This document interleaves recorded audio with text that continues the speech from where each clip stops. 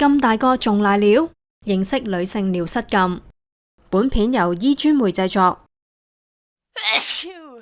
你有冇試過呢一種尷尬嘅情況呢？除咗打乞嗤之外，用力咳、搬重嘢或者開懷大笑嗰陣，都可能會突然出現滲尿嘅情況。點解會咁嘅呢 Dr. Vivian？我哋嘅尿道咧，其實係由骨盆肌肉做嘅承托嘅。當我哋嘅骨盆肌肉咧鬆弛嘅時候，尿道嘅控制能力就會下降噶啦。咁所以當我哋膀胱裡面嘅壓力增大啦，或者我哋用一啲腹部用力嘅動作，譬如咳、打乞嗤或者拎重嘢嘅時候咧，失禁就會發生噶啦。有幾類人比較大機會有呢一個問題，包括生過 BB、身形肥胖、長期咳嗽、長期便秘。即係唔止長者會有噶，而係你同我都有機會遇到噶。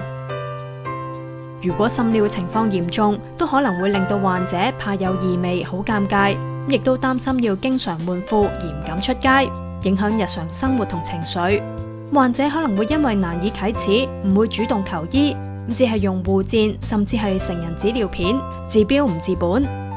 如果覺得滲尿嘅問題影響咗生活質素，可以揾泌尿婦科醫生做個尿動力學檢查。醫生會將連接咗儀器嘅導管放入膀胱同埋肛門，注入生理鹽水，然後量度膀胱受壓以及排尿嗰陣嘅情況。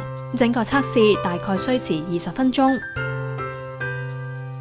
如果病情輕微，可以先試下做骨盆肌肉運動改善情況。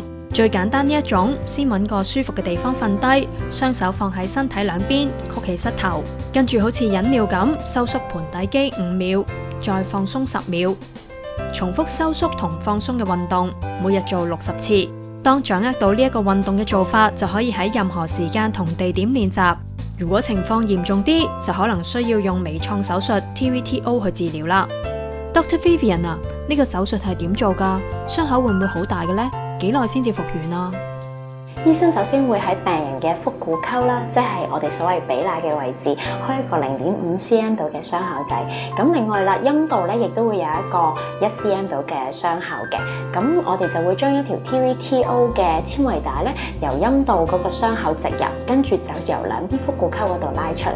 手術大概咧就30分鐘度，咁由於咧傷口細啦，咁手術時間短，痛楚亦都少，咁所以大部分病人咧第2日已經可以出到院，對日常生活咧亦都冇太大嘅影響。記住有問題要睇醫生，唔好因為怕尷尬而諱疾忌醫啊！